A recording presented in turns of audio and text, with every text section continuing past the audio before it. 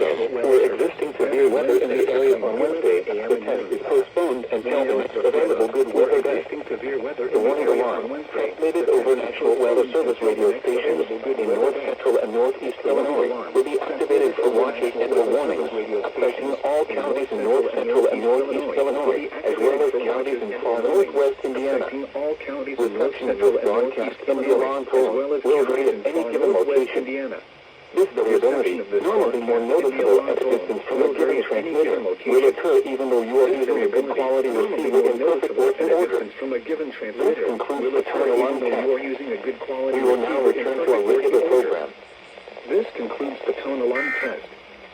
We will now return to our regular program.